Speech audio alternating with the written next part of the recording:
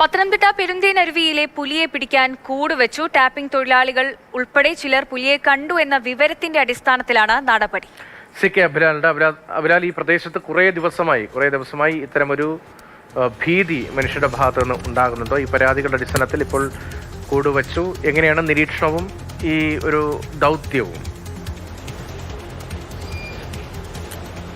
വെച്ചൂച്ചിറ വിമുക്ത ഭട വിവിധോദ്ദേശ സഹകരണ സംഘത്തിന്റെ ഉടമസ്ഥയിലുള്ള തോട്ടത്തിലെ ടാപ്പിങ്ങിനിടെ ഇന്നലെ രാവിലെ 6:15 കൂടിയാണ് വന്യജീവിയെ കണ്ടെത്തിയത്.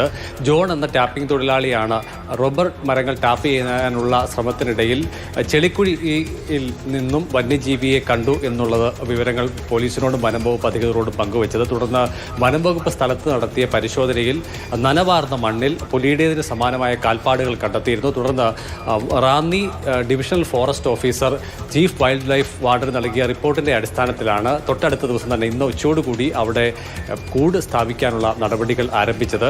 പുലിയെ കണ്ടുവെന്ന് സംശയിക്കപ്പെടുന്ന പ്രദേശത്ത് തന്നെയാണ് കൂട് വെച്ചിട്ടുള്ളത്. തുടർന്ന് നിരീക്ഷണത്തിനുള്ള നീക്കങ്ങളുമുണ്ട്. റാന്നി MLA പ്രമോദ് നാരായണന്റെ ഇടപെടൽ കൂടി ഈ കൂട് സ്ഥാപിക്കുന്ന പ്രവർത്തനങ്ങൾക്ക് വേഗത വർദ്ധിപ്പിക്കുന്നതിന് ഒരു പ്രധാനപ്പെട്ട കാരണമായിട്ടുണ്ട്.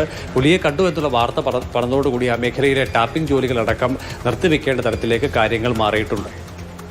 പുലിയെ പിടിക്കുന്നതിന് വേണ്ടി കൂട് വച്ചിരിക്കുകയാണ്. കെ അഭിലാലാണ് ആ വിവരങ്ങൾ നൽകിയത്. ആ നാട്ടുകാരെ സംബന്ധിച്ച് വലിയ ഭീതിയുടെ അന്തരീക്ഷത്തിലൂടെ കടന്നു പോകുന്നതിനിടയിലാണ് ഇങ്ങനെ നടപടി എന്നാണ് അഭിലാൽ റിപ്പോർട്ട് ചെയ്യുന്നത്.